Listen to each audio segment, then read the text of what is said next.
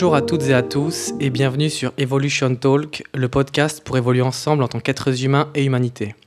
Je suis Benjamin Lotin et j'ai la grande joie d'être aujourd'hui en compagnie de Loïc Guiffan, nutritionniste, professeur à l'université en activité physique et spécialisé en gestion du stress. Bonjour Loïc.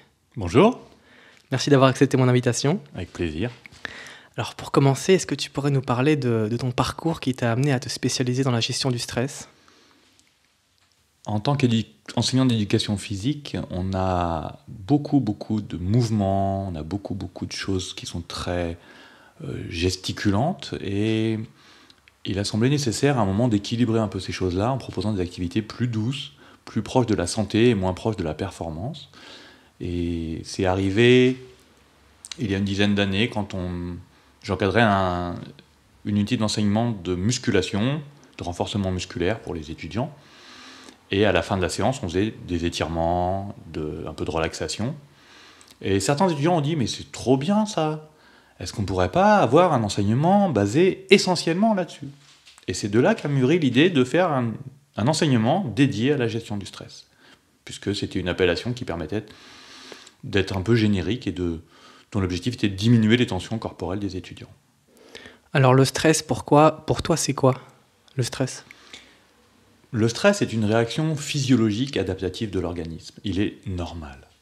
Il est normal puisque génétiquement, on a été programmé pour avoir de l'énergie supplémentaire disponible pour faire face à un danger immédiat.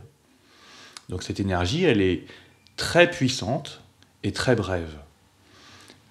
Heureusement ou malheureusement, je ne sais pas, nous ne sommes plus dans ces conditions en France aujourd'hui et nous ne faisons pas face à des dangers vitaux régulièrement, voire presque jamais. Et nous avons dû nous adapter à cette bizarrerie génétique. Et la plupart des gens qui n'utilisent pas cette énergie quand ils sont en état d'inconfort, la diffusent doucement. Et donc ça devient quelque chose de plus sournois, de plus masqué, de plus lent. Et ça se transforme en anxiété. Et donc on a peur de tout. Et on est tout le temps stressé. Donc c'est un cercle non vertueux qui est très délétère puisqu'il entraîne un certain nombre de symptômes physiques qui nous perturbent. Et c'est sur ces symptômes physiques que l'on agit en cours de gestion du stress, sur les douleurs au plexus, sur les raideurs dans la nuque, sur les raideurs dans les cuisses, sur le mal de dos. Et on apprend aussi à comment on change son fonctionnement physiologique pour que ces douleurs ne reviennent plus. Parce que c'est bien joli de diminuer les tensions corporelles, mais si on ne change rien à son mode de vie, ces douleurs reviennent. Par quel cheminement on passe pour réduire son stress ? Est-ce qu'il y a des choses à comprendre, faire un bilan de sa vie peut-être, de ses sources de stress ? Le stress est un symptôme. Il est le symptôme d'un manque d'adaptation à une situation ou à des situations. Donc il faut vraiment analyser son mode de vie pour se rendre compte des facteurs qui entraînent ce stress. Mais si on comprend le stress comme une énergie supplémentaire pour agir, c'est souvent redonner des moyens d'agir qui permet de diminuer le stress, puisque l'énergie va être utilisée pour régler le problème. Donc le stress peut être vu de façon très positive comme une énergie supplémentaire. La question, c'est qu'est-ce qu'on fait de cette énergie naturelle supplémentaire ? Alors le mieux, ce serait de l'orienter vers quoi ? Agir pour changer la cause du stress. Donc, c'est-à-dire qu'il faut être capable d'analyser son mode de fonctionnement et d'analyser pourquoi on est sorti de sa zone de confort. Donc ça veut dire qu'on va travailler sur quelle est ma zone de confort et comment je fais pour l'augmenter. Donc ça va passer par tout un tas de paramètres sur lesquels on peut agir pour modifier ses habitudes et augmenter sa zone de confort et améliorer sa situation vis-à-vis du stress, c'est-à-dire que l'énergie va être mise en œuvre pour modifier son mode de vie. Et c'est ça qui va permettre la diminution du stress chronique, qui est en fait de l'anxiété. Alors, est-ce que tu peux nous éclairer plus sur la différence entre anxiété et stress ?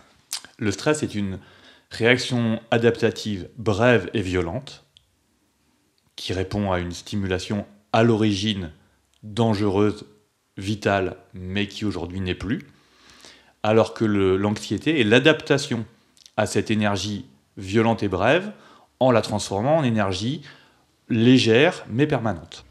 Alors, dans les techniques et dans les cours de gestion du stress que tu proposes, quels sont les moyens pour transformer son stress, son anxiété en énergie d'action? Est-ce qu'il y a des techniques brèves? Alors, il y a des techniques brèves pour diminuer une tension corporelle. On a tout un panel d'outils qui est très efficace, mais qui ne résout pas le problème de fond, qui ne va pas à la cause des causes. Donc, dans un premier temps, apporter un soulagement à des tensions corporelles est extrêmement intéressant.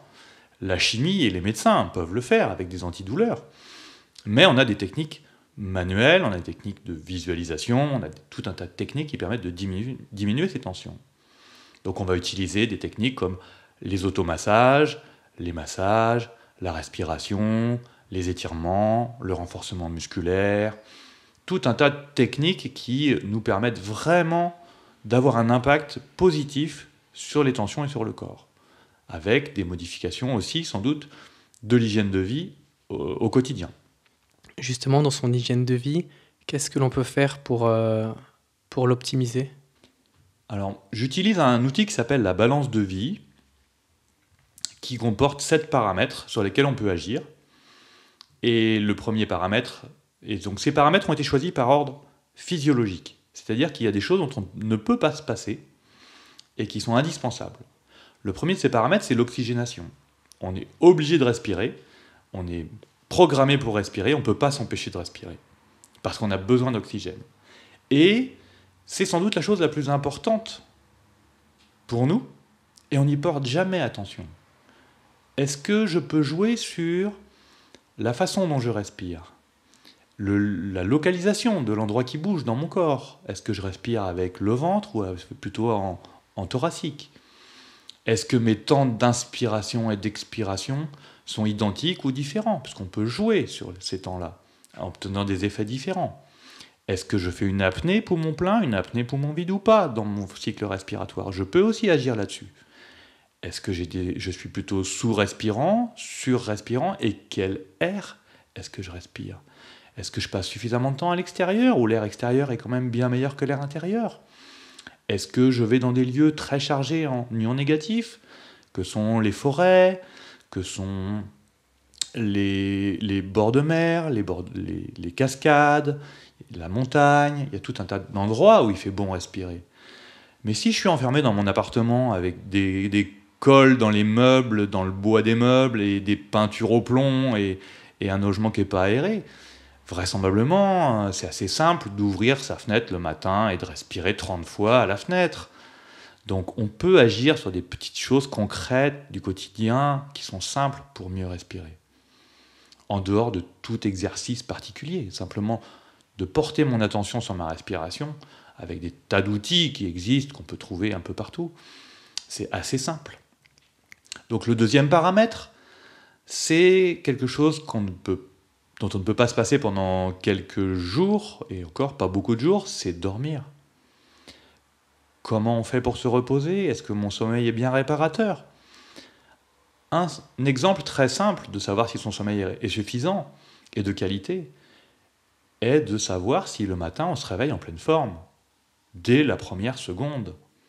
Ou est-ce qu'on a besoin de passer par tout un tas d'artifices, de douches, d'alimentation pour se stimuler et se réveiller? La vie, normalement, elle est faite pour être fatiguée le soir de tout ce qu'on a fait et en pleine forme le matin pour attaquer la nouvelle journée. Donc, la tasse de café, la confiture, le chocolat, toutes les choses qu'on peut manger pour nous stimuler, c'est peut-être pas une bonne idée. Donc, ça sert à masquer la fatigue, mais peut-être qu'on peut s'attaquer à des choses plus profondes pour supprimer cette fatigue. Donc, les rythmes de sommeil vont être très intéressants à étudier et à créer des bonnes conditions pour pouvoir s'endormir à heure fixe le soir et à se réveiller à heure fixe le matin, y compris le week-end. Puisque si on a une vie équilibrée, on doit être en pleine forme le matin, y compris le week-end, pour aller faire plein de choses qui sont bien plus intéressantes que d'aller travailler. Le troisième paramètre, ce serait l'hydratation. Qu'est-ce que je bois? Donc les hommes préhistoriques ne se préoccupaient pas trop de ce qu'ils buvaient, puisqu'ils buvaient de l'eau. Mais on a aujourd'hui des rayons entiers de boissons diverses et variées qui sont toutes plus délétères les unes que les autres. Et même sur l'eau du robinet, elle n'a pas que des qualités, même si elle est dite potable, c'est-à-dire qu'on peut la boire sans être malade tout de suite. Et l'eau de bouteille est quand même aussi un peu compliquée, puisqu'on fabrique beaucoup de plastique pour la transporter. Donc c'est un petit peu compliqué l'eau, mais on peut être très stratège aussi avec de l'eau. On peut avoir de l'eau qui hydrate et de l'eau qui déshydrate. Donc quel type d'eau je bois va avoir un impact sur quel mécanisme se passe dans mon corps pour équilibrer les pressions. Alors, quelle est la meilleure source d'eau aujourd'hui à tes yeux? Pour moi, la meilleure source d'eau à mes yeux aujourd'hui est incontestablement l'eau qui est contenue dans les fruits et les légumes de grande qualité.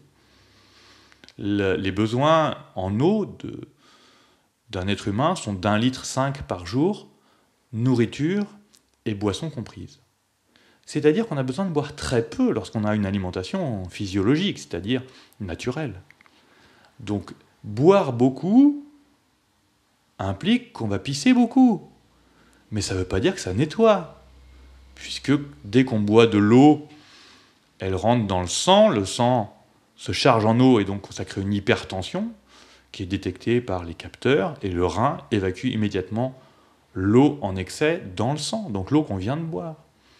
Donc n'imaginez pas une seule seconde que la lymphe, les tissus profonds sont nettoyés avec de l'eau qu'on boit et qu'on pisse immédiatement. Ça n'a aucun sens. Le corps humain n'a pas besoin d'eau en urgence tous les jours, c'est pas un problème. 70% de la composition du corps en masse est de l'eau. Ça veut dire que quelqu'un de 60 kg a 40 kg, 40 litres d'eau dans son corps. Donc s'il en manque 1 litre, ça fait très peu. Donc laissez l'eau bouger dans votre corps en créant de temps en temps des stress hydriques. C'est très intéressant de travailler ça pour nettoyer la lymphe. Le 4e paramètre, pour moi, est l'activité physique. Le corps a besoin de mouvement et on passe notre temps allongé la nuit, bon jusque-là tout va bien, mais assis dans la journée. Mais on n'est pas fait du tout pour être assis. On est fait pour que ça circule, donc il faut marcher, il faut sauter, il faut courir, il faut grimper aux arbres, il ne faut pas se déplacer avec un ascenseur, avec une voiture, etc. On n'est pas fait pour ça. Notre mode de vie fait qu'on a tendance à rester assis pratiquement tout le temps, alors que c'est absolument pas indispensable, nécessaire, mais rien n'empêche d'être debout quand on fait de l'ordinateur, quand on regarde la télé, on peut s'asseoir par terre, on peut bouger, on peut vibrer, on peut se masser, on peut faire tout un tas de choses. Même si on est assis, on peut bouger. Donc la position assise est sans doute une des pires pour l'être humain. Je pense, quand tu dis ça aux personnes qui ont un travail qui les force à être assises, est-ce qu'il y a des choses qu'on peut faire pour lutter contre la sédentarité, justement? Alors déjà, d'avoir un poste de travail debout, c'est possible. Avoir un ballon à la place d'une chaise, comme les ballons qu'on utilise en gym tonique ou en musculation, c'est possible aussi, parce qu'au moins on peut jouer un petit peu avec ses muscles profonds, ses abdominaux et tous les muscles dorsaux. On peut aussi éviter d'avoir une photocopieuse ou une imprimante à portée de main de son bureau, d'avoir ça un peu plus loin pour obliger à se lever. Et puis, il ne faut pas rester dans cette position trop longtemps. Et toutes les 30 minutes, il faut se lever, faire quelques exercices, ouvrir la fenêtre, aller respirer, etc. Donc il faut faire des pauses régulièrement. Et des pauses pas clopes. Le 5e paramètre, et la plupart des gens sont surpris que ça arrive qu'en 5e, c'est se nourrir. Donc se nourrir, c'est souvent assimilé à manger, pour la plupart des gens, même si on peut se nourrir avec bien des choses. Mais effectivement, on a besoin, la plupart du temps, d'une alimentation, la plupart des gens en ont besoin. Et on peut agir très facilement sur l'alimentation, puisque les gens choisissent ce qu'ils mangent. Donc, personne ne connaît à peu près la nourriture adaptée à l'être humain. Chacun mange par habitude, par croyance, par conformisme. Et une grande prise de conscience est nécessaire pour pouvoir changer son mode alimentaire. Donc il y a des aliments qui servent pour nourrir les cellules, ceux dont la cellule a vraiment besoin pour travailler et pour être performante. Ça s'appelle la nutrition, pour moi. Et puis il y a tout ce qu'on mange pour d'autres raisons, qui peuvent être des raisons gustatives, des raisons de mal-être, des raisons X ou Y, mais qui sont de l'ordre du divertissement alimentaire. C'est-à-dire qu'on va manger pour d'autres raisons que que le bon fonctionnement des cellules.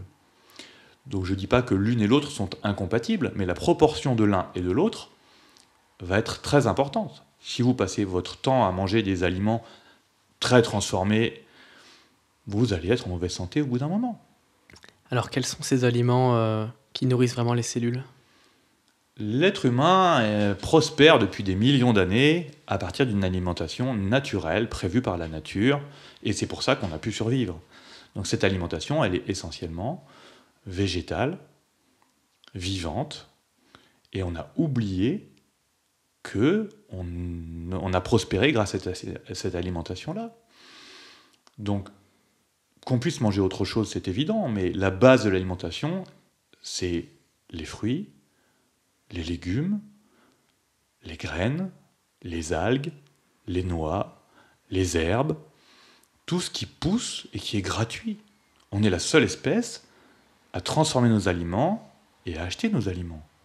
Peut-être qu'on peut un peu réfléchir. Et les seules autres espèces qui mangent des aliments transformés sont nos animaux domestiques, pour lesquels on construit beaucoup de cliniques. Il y a encore deux paramètres qui viennent ensuite dans la nécessité. C'est le contact avec la nature. Contacter la nature, c'est quelque chose qui est indispensable au bon fonctionnement. On pense tous effectivement à la pseudo-déprime de l'hiver quand on n'a plus de soleil, et aux heures passées sur les plages à se bronzer pour fabriquer de la vitamine D, entre autres, pour que les bactéries de notre corps puissent les fabriquer. Merci les bactéries du corps. Mais c'est aussi être à la lumière du jour, direct. C'est aussi être au contact avec l'eau vivante, l'eau des rivières, l'eau de la mer, l'eau des lacs, de montagne. Donc on a le vent aussi qui peut être un grand nettoyeur du corps. On a le contact avec les arbres, avec l'herbe, les pieds. La dernière fois que les gens ont marché pieds nus dans la nature, c'était quand? La dernière fois que les gens ont dormi dehors, c'était quand? Des petites choses toutes simples que tout le monde peut faire, qui sont gratuites, qu'on oublie de faire, et on est tout le temps dans nos appartements avec nos chaussures, dans de l'air plus ou moins recyclé par des ventilations. C'est pas bon tout ça quand ça se cumule avec plein d'autres choses.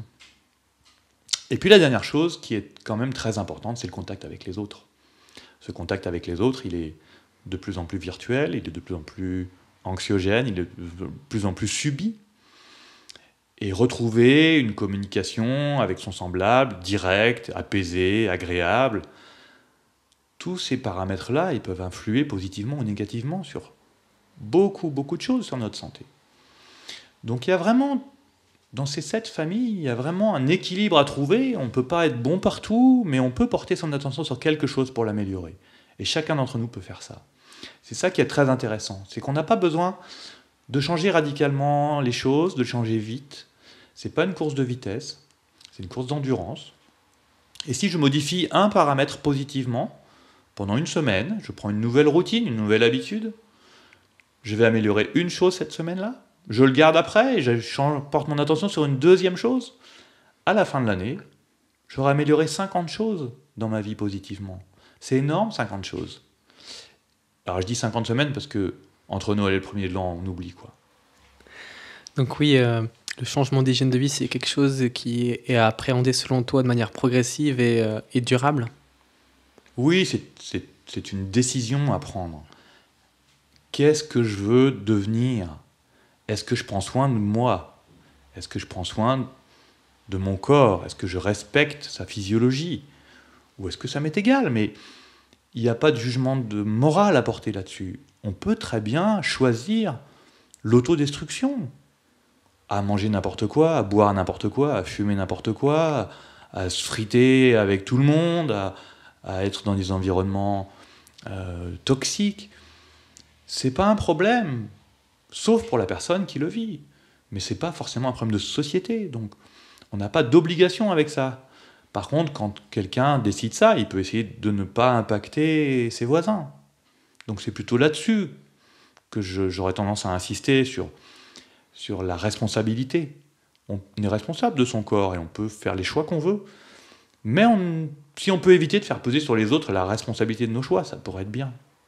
Ces différents secteurs de l'hygiène de vie, de la santé dont tu nous as parlé, c'est des choses sur lesquelles on ne discute pas beaucoup dans notre société actuelle en général. Je veux dire, ce n'est pas des choses qu'on apprend à l'école ou auxquelles on est formé de prime abord. Comme tu dis, c'est la culture en fait et puis notre environnement familial, etc., qui nous fait prendre ces habitudes de vie.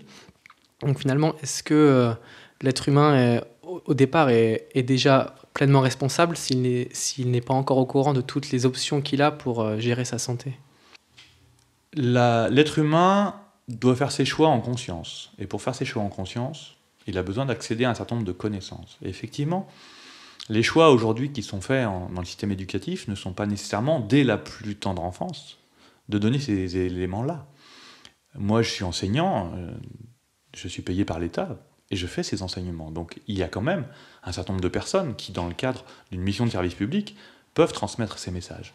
Malheureusement, ce n'est pas assez répandu pour l'instant, mais je pense que ça va augmenter, parce qu'on se rend bien compte que de plus en plus de gens sont malades, de plus en plus tôt, et que malgré la grande qualité de la médecine moderne, les hôpitaux sont toujours pleins. L'espérance de vie recommence à diminuer, l'espérance de vie en bonne santé diminue depuis quelques années. Donc il y a une prise de conscience, on nous vend la vieillesse comme une déchéance, et on fait le lien pour l'instant entre le vieillissement et l'âge, mais c'est absolument pas vrai. L'âge est une donnée qui est liée au moment de ma naissance. Mais le vieillissement, il dépend du renouvellement cellulaire. Si ma cellule, qui est prévue pour vivre 5 ans, je l'entretiens mal, je ne lui donne pas la meilleure nutrition, la meilleure eau, et si elle baigne constamment dans des déchets, elle va mourir au bout d'1 an. Et donc je vais avoir un vieillissement précoce, puisque mes cellules vont se renouveler beaucoup plus vite. Sinon, on serait tous les mêmes, au même âge. Aujourd'hui, on voit des gens qui sont jeunes et on dirait des personnes âgées. Et il y a des personnes âgées qui sont d'un grand dynamisme et on ne peut pas imaginer qu'elles ont l'âge qu'elles ont. Donc il faut vraiment porter son attention sur le fait que je choisis une partie de mon vieillissement en faisant des choix de vie. Et je pense que c'est important que les gens prennent conscience, parce que la prise de conscience est la première étape pour le changement. On résiste, on est résistant au changement, on fonctionne par habitude, on le sait. Donc l'idée, c'est vraiment que les gens prennent conscience en accédant à ces informations-là, qui sont logiques, simples et compréhensibles par tout le monde. Pour approfondir justement sur ces notions-là en termes d'alimentation, parce que c'est peut-être quelque chose qui est assez simple à changer puisqu'on maîtrise tous ce qu'on met dans notre bouche. Est-ce que tu pourrais revenir sur les besoins fondamentaux de la cellule finalement parce qu'aujourd'hui, on est dans une période où il y a beaucoup, beaucoup de dogmes alimentaires multiples, quels qu'ils soient. Je n'ai pas besoin de les énumérer, il y en a beaucoup. Est-ce que tu pourrais nous éclairer là-dessus ? Moi, je suis relativement anti-dogme. J'estime que dire qu'on est végétarien, par exemple, crée une frontière entre les végétariens et les non-végétariens. Et généralement, les extrémistes des deux camps se mettent à la frontière et viennent s'invectiver et créer des énergies qui sont très négatives. On ne peut pas se résumer à être un adjectif qualificatif. En gestion du stress, beaucoup d'étudiants me disent « je suis timide ». Je dis non. Tu es une personne qui a développé des comportements d'évitement parce que ça l'arrange dans certaines situations. Et ce comportement est une ressource, mais pas dans toutes les situations. Je nous vois plutôt comme des boules à facettes, comme dans les boîtes de nuit. On a plusieurs facettes qu'on développe plus ou moins, et en fonction des circonstances, il faut être capable de montrer une facette ou une autre facette. Donc la capacité à développer ces facettes et à tourner sa boule va être nécessaire pour s'adapter et donc pour éviter le stress. Donc il faut augmenter sa palette de possibles. Augmenter le champ des possibles, c'est indispensable. Et pour augmenter le champ des possibles, il faut éveiller les consciences pour que les gens se rendent compte que leur mode de fonctionnement est limitant et qu'ils doivent ouvrir leur mode de fonctionnement pour développer plus de compétences pour agir. Alors je prends l'exemple aujourd'hui de quelqu'un qui a envie d'avancer et de faire évoluer son hygiène de vie vers un comportement de santé et qui a, disons, une alimentation transformée classique et qui ne s'est jamais intéressée à ce sujet. Qu'est-ce qu'elle peut faire aujourd'hui pour cultiver sa santé ? Alors, si elle n'est pas prête à faire des modifications alimentaires, elle peut agir sur tous les autres paramètres que j'ai cités. On n'est pas obligé d'avoir tout bon tout le temps. Attention, on est des êtres humains quand même. On est imparfait et il faut l'assumer. Donc, il faut jamais culpabiliser des comportements qu'on a. Il faut les assumer. Il faut les assumer et on peut même assumer des comportements très délétères pour soi. Donc, il ne faut pas s'énerver là-dessus. Mais sur l'alimentation précisément, sur la nutrition, si on veut augmenter sa nutrition, on essaie simplement de comprendre qu'il y a une partie nutrition et une partie divertissement alimentaire, et que mon assiette de pâtes à la carbonara, c'est du divertissement alimentaire, c'est pas de la nutrition. C'est cuit, c'est transformé, c'est indigeste, donc le corps il va avoir un gros chantier là-dessus. Après tous les grands repas de famille, tout le monde va faire la sieste, alors qu'on a pris plein d'énergie. Donc ce paradoxe-là, il est constaté par tout le monde. Et on voit bien que les sportifs, ils vont s'entraîner à jeun la plupart. On est beaucoup plus performants. Tous les sportifs ont entendu dire qu'il fallait faire du sport quand la digestion était terminée. Donc on n'a pas besoin d'être un grand scientifique pour comprendre, puisqu'on peut l'expérimenter. Donc il suffit simplement de rajouter de la nutrition naturelle, de l'alimentation naturelle qui représente de la vraie nutrition. Donc si, avant chaque prise alimentaire, ou au début de chaque prise alimentaire, vous mangez des fruits frais de bonne qualité, des légumes frais de bonne qualité, vous avez déjà la nutrition qui passe en premier dans votre système digestif et que vous allez pouvoir assimiler en premier, si vous avez encore gardé des capacités d'assimilation. Et puis après, si vous voulez manger autre chose pour votre plaisir, ben allez-y, mangez autre chose pour votre plaisir. Votre divertissement, vous le faites après la fonction vitale première de nutrition. C'est pas incompatible. On peut être bienveillant avec soi, on peut y aller en douceur. En plus, les bactéries intestinales ont besoin de s'adapter aux changements nutritionnels. Donc changer radicalement son alimentation du jour au lendemain ne me semble pas la façon la plus facile de faire des changements alimentaires. Alors si on n'est pas stratège, il vaut mieux se faire accompagner par des gens qui connaissent les stratégies en changement alimentaire. C'est vrai que notamment avec tous les discours aujourd'hui sur l'alimentation, le bien manger, etc., je remarque une forte augmentation de personnes qui, quand elles font le choix conscient de manger autre chose que ce qui nourrit ces cellules, eh bien, il y a une sensation de culpabilité qui est pesante. Et c'est quelque chose qui nuit finalement aussi à la santé. Déjà de faire le choix, comme tu l'as dit, il n'y a pas de souci de manger que ce soit une nourriture physiologique ou du divertissement alimentaire. Mais c'est dommage de se rajouter en plus de la culpabilité pour ce choix. Ouais, la culpabilité, c'est juste de l'autoflagellation. C'est-à-dire, c'est pas assumer les conséquences de ses actes. Donc, assumons les conséquences de nos actes. On n'est pas obligé de tout bien manger tout le temps, etc. Il ne faut pas se prendre la tête. Si l'essentiel de mon alimentation est vivante, végétale, bien mastiquée, mangée dans le calme, il y a tout un tas de paramètres autour de ça, évidemment. Tout va bien. Enfin, je veux dire, c'est quand on est invité chez quelqu'un et qu'il a préparé un repas et qu'il y a un truc qu'on n'aime pas dans le repas, ben, on peut le manger éventuellement, sauf si gustativement c'est insatisfaisant. Mais si gustativement c'est satisfaisant, il faut s'en réjouir, il faut remercier la personne. Et ça nous fera du bien parce que cette personne-là, elle a mis aussi son amour dans la préparation du plat. Et n'oublions jamais que la symbolique de l'aliment, c'est quand même l'amour maternel du nourrisson, du nouveau-né qui sort du ventre de sa mère et qui va téter. Donc il y a cette relation, notamment entre les mères et les enfants, il y a cette relation forte. Et il faut y aller aussi doucement, symboliquement, avec cette relation. Donc arriver du jour au lendemain en disant, quand on est un adolescent, il y en a beaucoup qui veulent devenir véganes ou végétariens pour des raisons de bien-être animal.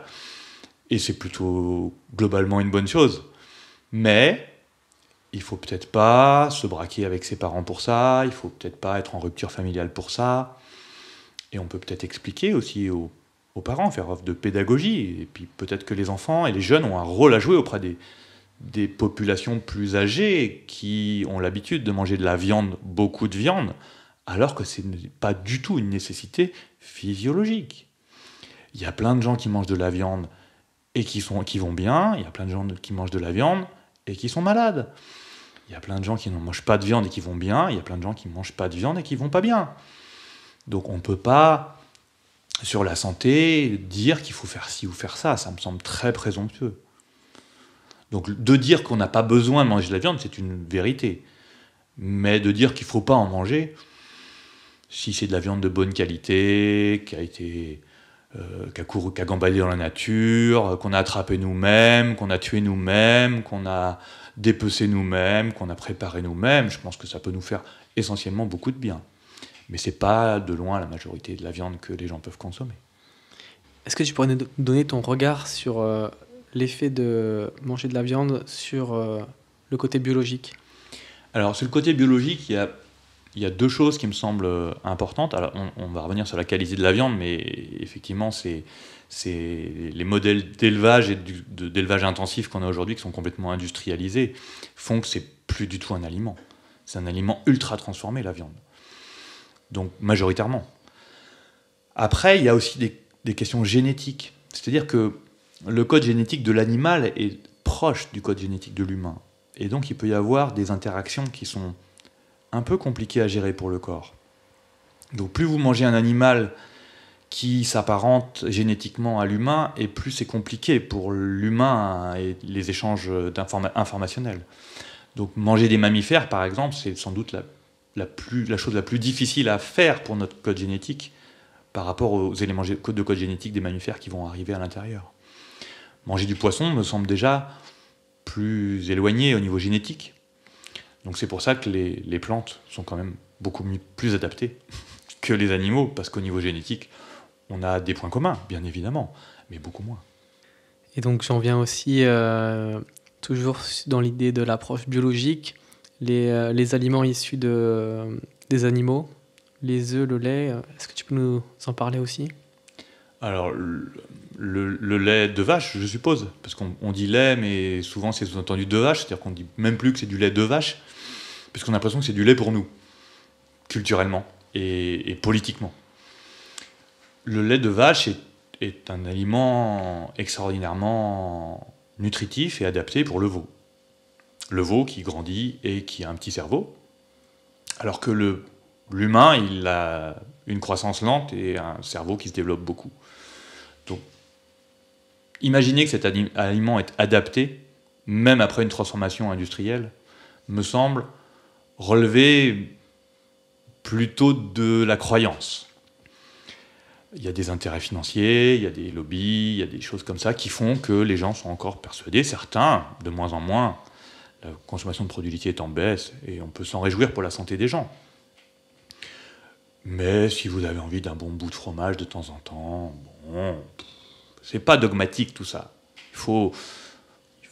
On a développé beaucoup d'allergies ces derniers temps sur les produits laitiers. Mais si on a un bon système immunitaire, si on n'a pas de porosité intestinale, si on n'a pas de problème digestif, pourquoi se priver de temps en temps de ces petits plaisirs ? Mais je rappelle quand même que la plupart des gens consomment du blé et des produits laitiers à chaque repas. C'est trop. Même chaque jour, c'est trop.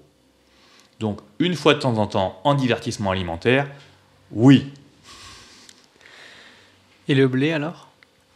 Le blé est sans doute une des choses les pires aujourd'hui dans l'alimentation française et dans beaucoup de pays, puisque c'est une céréale qui a été mutée et qui chromosomiquement, c'était dur à dire, est très délétère aujourd'hui. Elle est très chargée en gluten, qui pose beaucoup de problèmes au niveau digestif, de plus en plus. Et c'est quelque chose qui est très cuit, généralement. Et ça a été la base alimentaire pendant quelques milliers d'années seulement. Mais on va s'en écarter, on est obligé de s'en écarter, on n'a pas d'autre solution. Entre le mode de culture, entre la sélection qui a été opérée au niveau génétique, entre les pesticides que ça nous amène, entre les déchets que la digestion entraîne, on va être obligé de s'en sortir un petit peu et de modifier un peu notre alimentation. Mais le blé, ce n'est rien d'autre que des grandes chaînes de sucre amidonneuses. Et du sucre, on en trouve tout à fait dans les fruits. Donc, la plupart des gens qui ont besoin d'énergie et qui pensent qu'en mangeant des pâtes, du riz ou des pommes de terre, ils vont avoir l'énergie dont ils ont besoin. Peut-être qu'ils vont avoir l'énergie dont ils ont besoin, mais ils ont beaucoup de charges digestives, peu d'enzymes, peu de minéraux et peu de vitamines. Remplacer ces repas-là par des fruits, et notamment les sportifs et les enfants auraient un intérêt énorme à manger 6 bananes pendant le repas plutôt que 3 assiettes de pâtes, ou 10 bananes. Il n'y a pas de limite. Si les réserves de sucre sont vides, mangeons autant de sucre des fruits que l'on veut. Si les réserves de sucre ne sont pas vides, manger des pâtes, du pain, des céréales en général, c'est pas une bonne idée. Alors j'imagine quelqu'un qui nous écoute et qui se dit waouh, il y a beaucoup de choses dans mon alimentation qui favorisent pas forcément ma santé. Qu'est-ce qui me reste à manger aujourd'hui? Des fruits, des légumes, comme tu l'as dit. Est-ce que tu peux nous parler finalement de ce côté créatif de l'alimentation aussi, que l'alimentation vivante dont tu parles, c'est quelque chose qui peut être abondant et qui n'est pas restrictif? Il y a beaucoup de choses qui sont très simples et qui peuvent être faites. Par exemple, je pense aux germinations. Les graines germées, c'est quelque chose qui existe depuis la nuit des temps et qui est une alimentation extrêmement nutritive. Il suffit d'avoir un pot, mettre des graines dedans, mettre de l'eau dedans toute la nuit, de les égoutter le lendemain et de les laisser germer. Et les rincer une fois par jour, et au bout d'une journée, 2 journées, 3 journées, 4 journées, ça dépend des graines, on peut les consommer avec un apport nutritionnel incroyable. Donc ça, tout le monde peut le faire. C'est juste à rajouter dans sa nourriture habituelle. Dans ses salades, dans ses pâtes, on peut rajouter des herbes. Tous les gens rajoutent du persil, de l'ortie, de la coriandre dans leur salade, du thym, du romarin, tous ces fabuleux trésors de la nature qui sont le plus souvent gratuits. On peut les faire sur un petit pot, sur son balcon, même dans sa cuisine, même si on est en appartement, si on n'a même pas de balcon, on peut faire pousser toutes ces choses-là. Donc là, il y a vraiment une source incroyable, bon marché, facile, d'aliments qu'on peut manger. Donc après, rajouter ça, c'est déjà améliorer l'état de ses cellules, c'est déjà améliorer l'état du fonctionnement de son corps. Donc on commence tout petit comme ça, on commence tout petit. Et on va retrouver le goût des choses simples, et on peut aussi faire des présentations qui sont très jolies. On peut faire du scrapbooking alimentaire, on peut préparer des jolies assiettes avec les couleurs des légumes et des fruits, on peut faire des choses fantastiques. Et c'est beaucoup plus beau qu'un bout de pomme de terre qui est tout blanc, de la crème fraîche qui est toute blanche, du gruyère râpé qui est tout blanc. Enfin, franchement, rien que la couleur nous indique la charge d'antioxydants. Donc on peut se réjouir et s'extasier devant une belle assiette, devant des maquis de légumes, devant des choses qui vont être très belles, très nutritives, très simples, bon marché, sans cuisson, sans vaisselle compliquée à faire, sans dépenses d'énergie pour cuire. Donc on a tout un impact écologique, on a un impact local, si on peut se fournir localement chez des gens qui respectent la nature et les sols. Donc là on peut vraiment très facilement modifier progressivement ses habitudes alimentaires. Rajouter un petit peu à chaque fois, un petit peu plus toutes les semaines. C'est pas grand chose à faire. Changer sa liste de courses, avoir toujours une corbeille de fruits, des fruits secs si jamais on a envie de grignoter. Manger entre les repas, c'est pas une bonne idée. La notion même de repas peut être mise en cause avec la tradition, avec les petits déjeuners, avec tout ça. C'est un peu has-been, quoi. C'est un peu la nutrition de grand-papa. Bon, donc, il faut passer maintenant à une réalité physiologique, beaucoup plus scientifique, et pas juste sur des croyances et des dogmes. Alors la croyance du petit déjeuner, est-ce que tu peux nous la démystifier? Alors déjà, la plupart des gens sont persuadés qu'il faut faire un gros petit déjeuner. Gros petit, est-ce que vous l'utilisez souvent dans le vocabulaire ou dans les expressions? Jamais. Jamais, jamais, jamais. Donc première chose. Deuxième chose, déjeuner veut dire étymologiquement sortir du jeûne. Donc le déjeuner, c'est le repas du midi. Donc si on déjeune, si on sort du jeûne le midi, c'est pas pour manger le matin. Donc le petit déjeuner, d'ailleurs on dit petit déj. Comme ça on n'entend plus le jeûner. C'est plus conforme à ce qu'on a envie de faire. Donc le petit déjeuner est sans doute la plus grande aberration, surtout comme il est pratiqué en France. Il faut savoir que le matin, physiologiquement, c'est scientifique tout ça, il y a un pic de cortisol. Le cortisol est une hormone qui donne l'ordre au foie de libérer du sucre dans le sang pour se préparer à la journée.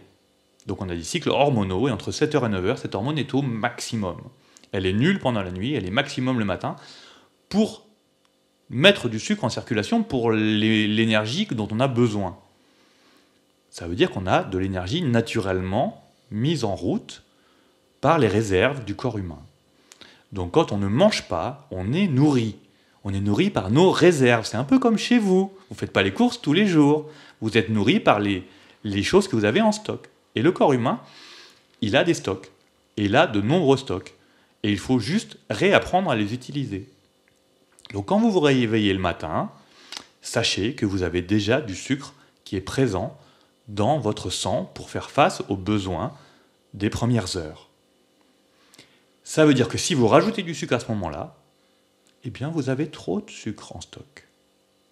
Vous avez trop de sucre qui circule, et le corps va être encombré avec ça et va demander un travail à l'organe régulateur du taux de sucre dans le sang, c'est-à-dire le pancréas.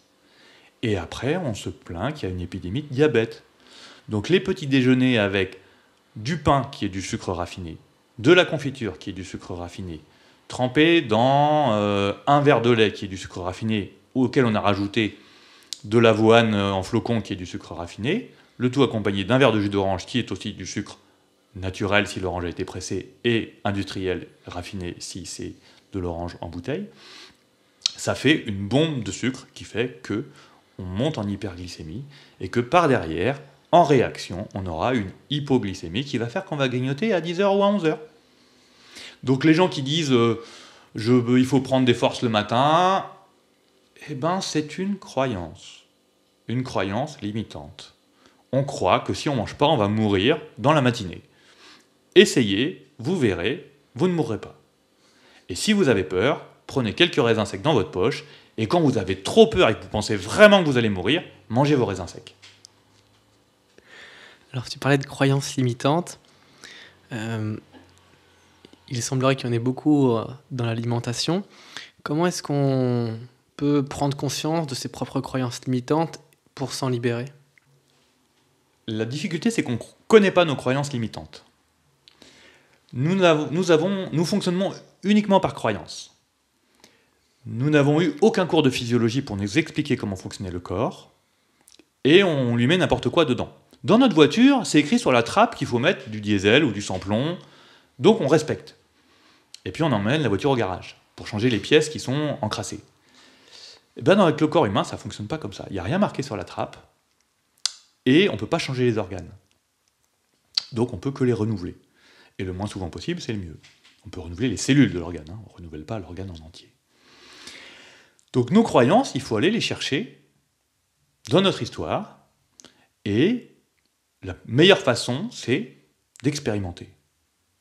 Est-ce que je peux vivre une journée sans manger de céréales ? Est-ce que je peux vivre une journée sans boire ? Est-ce que je peux vivre une journée sans prendre de produits laitiers ? Est-ce que je peux vivre une journée sans la chose que je prends tous les jours ? Du café, du chocolat, etc. Qu'est-ce que ça va révéler en moi ? Qu'est-ce que ça va me montrer comme faiblesse ? Est-ce que ce sont des vrais aliments que je prends pour ma santé, ou est-ce que ce sont des béquilles pour m'aider à continuer à avancer alors que je suis fatigué ? Est-ce que je ne suis pas en train de tricher ? Et c'est ça dont les gens ont peur, d'avoir conscience de la réalité de leur état. Tant qu'on ne voit pas les choses, tant qu'on n'a pas pris conscience des choses, on fait comme si elles n'existaient pas. C'est une forme de déni. Donc, s'arrêter de manger un peu de temps en temps est une belle expérience. Ça permet de voir à quel point on est dépendant de la nourriture et des horaires de la nourriture. Parce que notre rythme culturel est basé sur des rythmes de prise de nourriture. On organise l'école par rapport aux heures de repas, on organise notre travail par rapport aux heures de repas. Tout est organisé par rapport aux heures de repas. Même les formations, la plupart des formations de développement personnel, de bien-être, voire de conseils nutritionnels sont organisées avec des moments de repas organisés et planifiés dans le peu du temps. Comment se fait-il, alors que les individus sont tous différents, qu'ils ont une activité différente, qu'ils se retrouvent tous à la même heure pour manger la même chose ? C'est quelque chose qui pour moi est très interrogeant. Et effectivement, on a un intérêt à se regrouper, à être ensemble et à être bien. Mais pourquoi systématiquement en mangeant? C'est une disons, peut-être des raisons pour rester en contact, l'alimentation. Est-ce qu'on peut trouver d'autres prétextes que manger pour être bien, ou boire pour être bien ensemble? Regardez, on dit ouais, tu bois pas d'alcool, c'est pas cool, c'est pas convivial. Mais je n'ai vu marqué sur aucune composition de bouteille d'alcool convivialité 17%. La convivialité, elle n'est pas dans un produit, elle est à l'intérieur de soi. La question, c'est qu'est-ce qui empêche cette convivialité de sortir en l'absence de ce produit-là? C'est vraiment quelque chose qui, pour moi, est incompréhensible. On n'a besoin d'aucun produit pour être joyeux, pour être attentionné, pour être gai, pour danser, pour chanter. On peut faire tout ça sans prendre de produits qui sont censés nous désinhiber. Ça veut dire qu'on est inhibé? Mais il faut se pencher sur cette question de toute urgence. Pourquoi est-on inhibé? Donc là, il faut analyser son mode de vie pour ne pas avoir besoin de dépendre de produits pour être soi-même. Alors pourquoi est-ce que la plus grande partie de l'humanité aujourd'hui n'est-elle pas elle-même? Pourquoi est-ce qu'on a besoin de se désinhiber aujourd'hui? J'aurais du mal à me prononcer pour la majorité de l'humanité, mais disons que dans notre société moderne, on a perdu le sens de la simplicité, de la nature, du temps. Du temps, je ne parle pas du temps chronométrique, mais de la perception qu'on a du temps. Et on n'a plus ce rapport au temps et à la distance qu'on pouvait avoir par le passé où tout allait lentement. Il y a 2 siècles, quand on voulait aller voir un cousin qui était à 200 km, il fallait prévoir 10 jours de marche ou 2 jours de cheval. Mais maintenant, tout se fait dans l'immédiateté. Donc, on a perdu cette connexion au temps, à l'espace. C'est en train de voler en éclats, ces notions-là. Il y a presque un temps immédiat, une interconnexion immédiate entre tous les individus de la Terre. Mais peut-être que ça nous reconnecte à quelque chose de naturel qui s'appelle la physique quantique aujourd'hui et qui développe cette connexion interpersonnelle à distance permanente où tout n'est que ondes et informations. Donc peut-être qu'on va se rendre compte à nouveau que dans le grand public, on va permettre de faire émerger l'idée que un objet est constitué de particules et que ces particules sont essentiellement un noyau avec des électrons qui tournent autour et que la majorité de cet espace est du vide et que dans ce vide se passent des choses. Donc imaginez que la majorité de mon corps est du vide et que la majorité de la table est du vide n'est pas dans nos croyances. Alors la physique quantique, c'est un secteur, un domaine sur lequel tu t'es penché et sur lequel tu t'es beaucoup informé, formé, etc. Est-ce que tu pourrais nous aller plus loin sur ce sujet-là, la physique quantique? J'aurais pas du tout la prétention d'être un spécialiste de physique quantique. Il y a des gens extrêmement brillants qui font des recherches très avancées sur ces sujets-là et ma modeste contribution pourrait essayer de démystifier ce terme physique quantique, ça fait peur à tout le monde. C'est juste une autre interprétation du monde. Le monde fonctionne avec des théories et on est en France dans la théorie cartésienne de la matière, du temps et de l'espace qui sont expliquées avec des faits et des causes. Ce n'est peut-être pas le seul modèle explicatif. Ce modèle fonctionne assez bien pour des grosses choses, des choses visibles à l'œil nu. Avec un petit microscope, ça fonctionne encore, mais quand on se plonge un peu plus en profondeur avec les moyens technologiques modernes, on se rend bien compte qu'il y a des choses qui ne s'expliquent plus avec ce modèle, et que ce modèle ne suffit plus. Et donc la physique quantique, son ambition est de proposer un autre modèle, donc c'est aussi une théorie, qui permet d'expliquer un certain nombre de phénomènes qui sont constatés, et il ne faut pas avoir peur de changer de théorie pour expliquer des phénomènes que la physique traditionnelle ne peut expliquer. Il est plus rassurant d'avoir des modèles d'explication pour l'humain que de ne pas en avoir. Et quand on n'a plus d'explication avec un modèle traditionnel, il est important de le faire cohabiter avec un autre modèle qui est nouveau, mais il ne faut pas avoir peur de la nouveauté, il faut se réjouir de la nouveauté, il faut se réjouir d'augmenter son champ des possibles dans la compréhension des phénomènes, et il faut se réjouir de sortir de sa zone de confort pour aller explorer ces phénomènes. Donc la physique quantique, c'est quelque part une nouvelle approche aussi pour aborder ce qui n'est pas visible. Bien sûr, on est en train de redévelopper au niveau scientifique de nombreuses approches sur la mémoire de l'eau, sur les ondes, sur le magnétisme, sur toutes ces choses, sur le chamanisme, sur tout un tas de choses qui existent et qu'on ne sait pas expliquer. Donc il y a tout un tas de pratiques qui sont constatées scientifiquement et qui ne sont pas expliquées. Et on permet d'augmenter l'explication scientifique en changeant le modèle théorique. Mais on va toujours dans plus de compréhension. C'est ça qui est très intéressant. Donc effectivement que les gens qui ne connaissent qu'une seule théorie réfutent ou tentent de réfuter l'existence d'un certain nombre de phénomènes puisqu'ils s'appuient sur une théorie qui ne peut pas les expliquer, je le comprends. Mais la création d'une autre théorie, d'un autre système théorique, peut permettre d'aborder ces choses-là. Après, libre aux gens qui veulent ou qui ne veulent pas de ne pas s'approprier ce champ de connaissances. Je pense que la liberté individuelle doit s'appliquer. Ce champ de connaissances, est-ce qu'il peut avoir une application dans la vie quotidienne ? Très certainement. Moi, je ne suis pas spécialiste du tout de ça, mais on a déjà des applications de physique quantique qui existent, pas forcément pour des bonnes raisons. Mais le travail avec les ondes, il existe depuis très longtemps. La télévision sans fil est déjà une explication. L'électricité, la lumière, tout ça, c'est de l'onde, le photon, les réactions avec l'énergie du soleil. Elles ne sont pas toutes explicables pour l'instant dans le modèle traditionnel. Donc on a un certain nombre de choses, et on a au niveau médical, par exemple, des médecines quantiques. On a des soins à distance, on a des choses comme ça qui ne s'expliquent pas.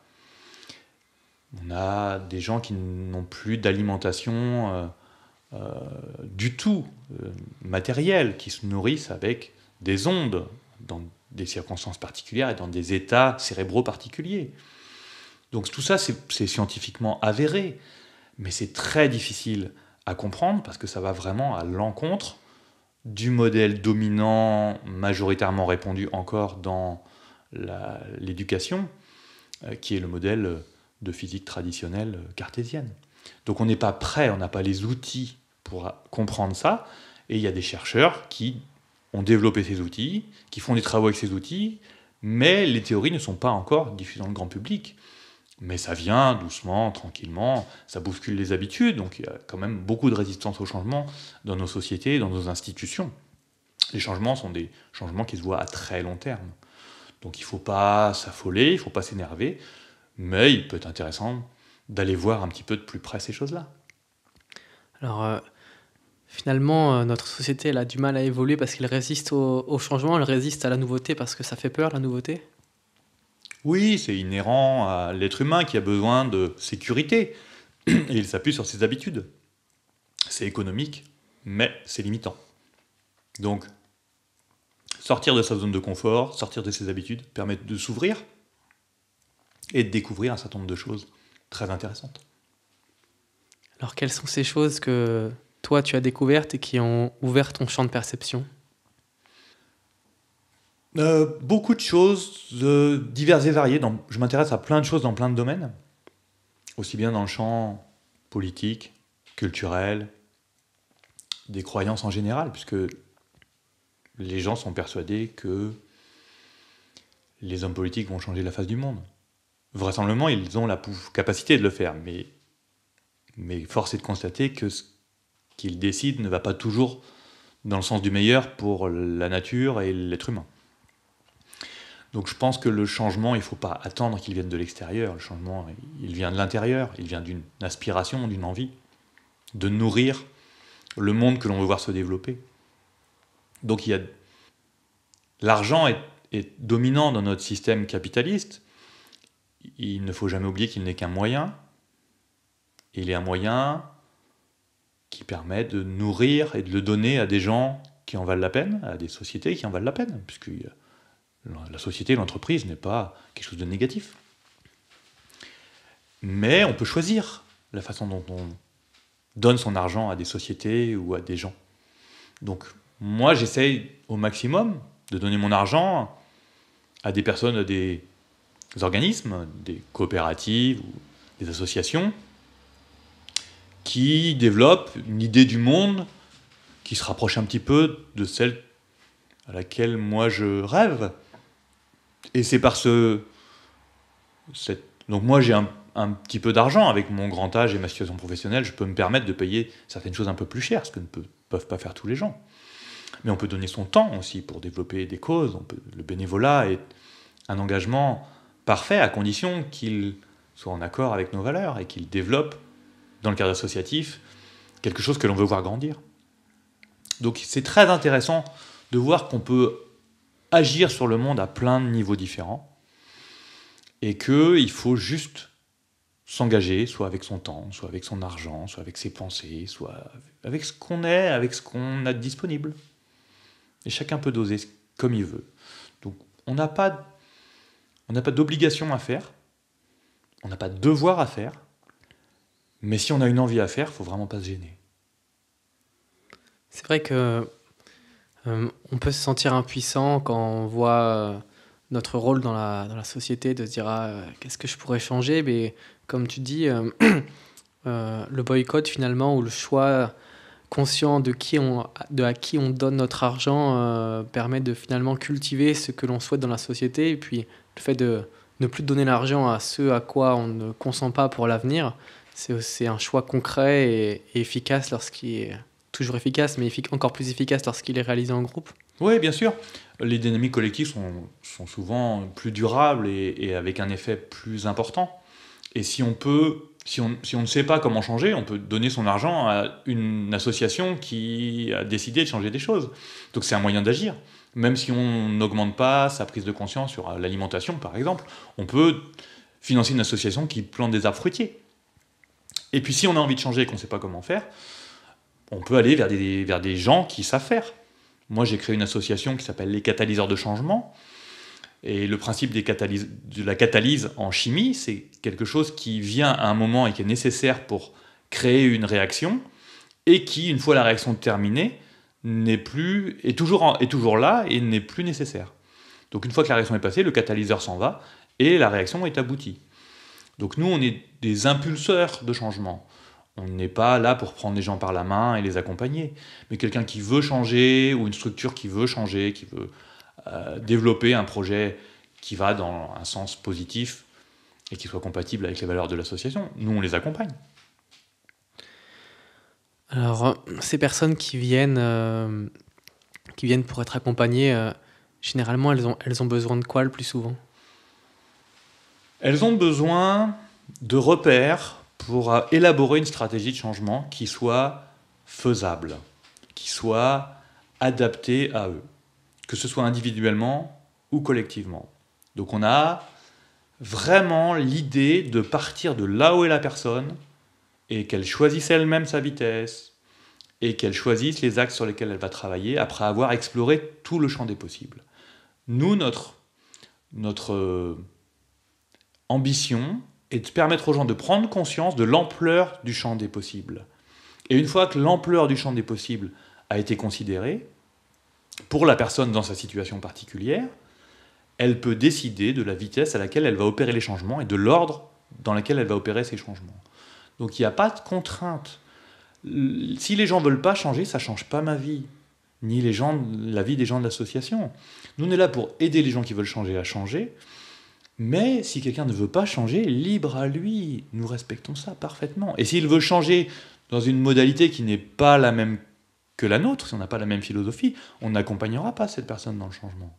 Puisqu'on est une association, on est tous bénévoles de l'association, et donc on n'a pas intérêt à développer un monde qu'on ne veut pas voir grandir. Alors quel serait ce monde que tu voudrais voir grandir ? Alors c'est une question vaste, mais un monde doux. Un monde où les choses sont fluides, un monde où les gens sont apaisés, un monde où les relations sont possibles tout le temps de façon agréable, un monde de douceur. La vie n'est pas que douce et on est amené à avoir des moments dans notre vie qui soient des moments de crise. Et elles sont nécessaires pour nous amener à réfléchir. On vit en ce moment, sociétalement, une situation de crise incroyable. Et c'est nécessaire, ça fait partie du travail, ça fait partie du chemin. Mais il faut que cette situation de crise débouche sur quelque chose de plus apaisé, de plus harmonieux, où chacun sera débarrassé des conditions obligatoires d'aller gagner de l'argent et de vendre son temps bon marché pour des gens peu scrupuleux. Tant qu'on ne va pas aimer ce qu'on fait, on ne pourra pas être en paix.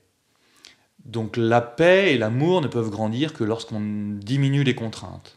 Donc la question, c'est comment on diminue les contraintes. Et on n'est pas du tout dans cette logique politique, de dire aux gens, vous allez travailler plus longtemps, et si vous êtes au chômage, vous allez toucher moins, etc. Donc tant qu'on est dans cette logique du vous devez toujours travailler plus, être plus productif, on ne s'en sortira pas. Donc le capitalisme, il a échoué de ce point de vue-là. C'est-à-dire qu'on n'a jamais eu autant de confort matériel et d'inconfort psychologique et physique. Donc il y a un moment où il va falloir aller jusqu'au bout. On n'est pas encore assez malheureux en France, je pense. Et il va falloir qu'on se remue et qu'on prévoie la suite avant que ça tourne trop mal.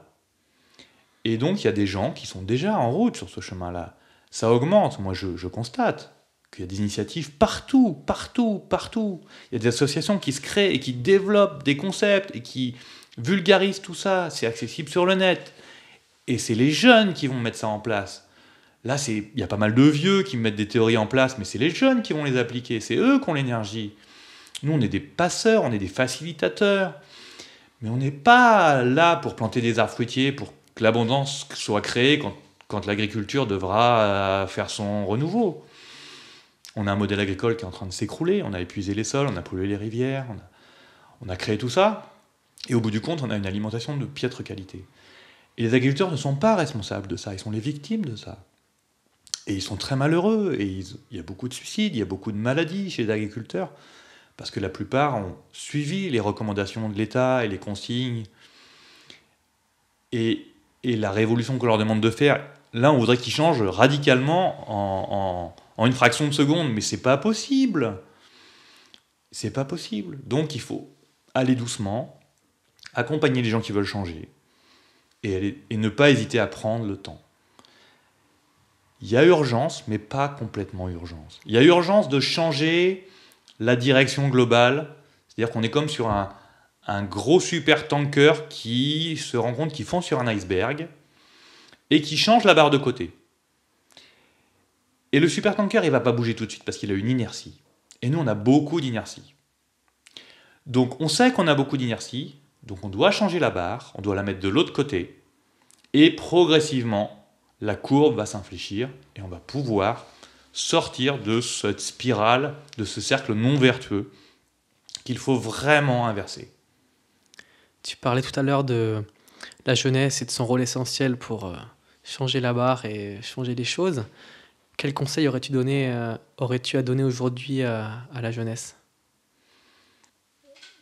Je ne sais pas s'il faut leur donner des conseils. Je pense qu'il faut leur donner des outils plus que des conseils.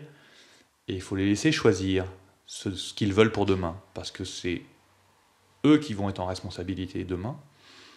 Et ils sont déjà en responsabilité. On voit beaucoup de jeunes qui prennent position. On voit beaucoup de choses sur les réseaux sociaux, sur les chaînes YouTube. On a beaucoup de gens qui sont des grands communicants, mais qui ne savent pas toujours sur quoi communiquer.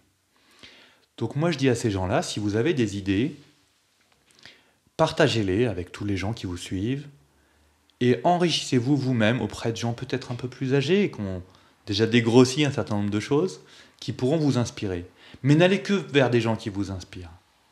Et traduisez leur jargon en un langage jeune, dynamique et vivant, parce que les scientifiques, souvent, ils ont un langage peu adapté à la jeunesse, pour les jeunes, et les publications sont souvent écrites dans des vocabulaires très techniques, avec des mots très compliqués, qui sont plus en phase avec nous, avec les jeunes, avec la vie de demain. Donc il y a vraiment des institutions archaïques.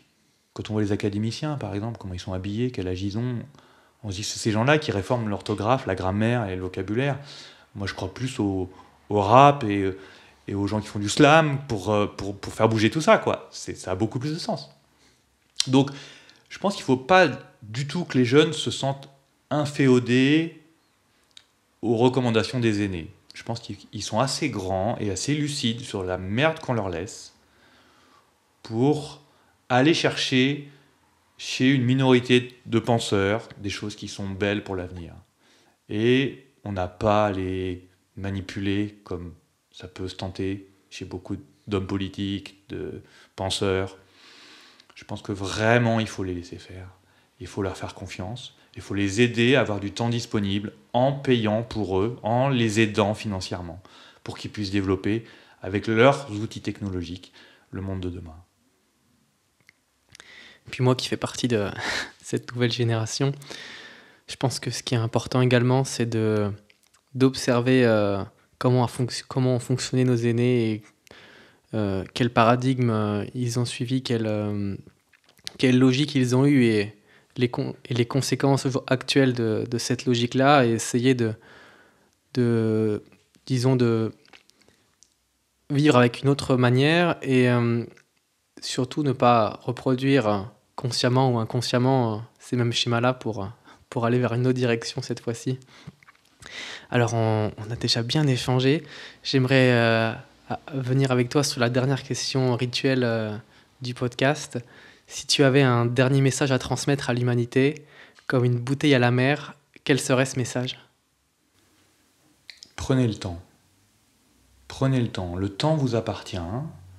Le temps est une énergie interne, et une énergie interne qui est nécessaire pour se poser et être en accord avec soi-même et prendre le temps de rentrer à l'intérieur de soi. On est dans une société de la vitesse et de l'immédiateté. On est hyper stimulé tout le temps, et je pense que c'est une très bonne chose, à condition de ne pas oublier qu'on est fait aussi, qu'on a aussi une pédale de frein, qu'on a aussi un autre système nerveux qui nous calme, et qu'il faut de temps en temps faire des pauses pendant 1 an, pendant 2 ans, pendant 1 minute, pendant 1 heure par jour, pendant 1 jour par semaine. Il faut être dans un monde naturel, non stimulant, qui nous permet de nous ressourcer et de nous reconnecter aux vraies choses qui ne sont pas dans les artifices technologiques. Donc mon message, ce serait vraiment ça. Reconnectez-vous à la nature, passez du temps dehors, passez du temps en silence, développez votre système nerveux qui vous apaise et continuez à agir en parallèle avec frein, accélérateur. Mais vraiment, ne foncez pas tête baissée dans le monde tel qu'il vous est, entre guillemets, proposé par les anciens. Et les jeunes, vraiment, c'est vous l'espoir. Donc, ne vous laissez pas embarquer tête baissée dans le système tel qu'il est aujourd'hui. Prenez des pauses régulièrement. Je crois que c'est un message qui s'applique aussi à toutes les générations dans nos vies effrénées le plus souvent dans notre société moderne. Oui, et j'aurais tendance à ajouter qu'il ne faut pas attendre d'être en dépression, en burn-out, où le corps nous oblige à nous reposer et à faire une pause pour prendre ce temps. C'est parce qu'on n'a pas pris ce temps qu'on est dans cet état. Donc prenons le temps, tant que ça va bien, tant qu'on est performant, c'est là qu'il faut s'arrêter. C'est pas attendre qu'il n'y ait plus d'essence dans le réservoir pour dire « Oh mince, j'aurais dû prendre de l'essence ». Eh bien merci pour cette belle conclusion et à bientôt pour un prochain podcast.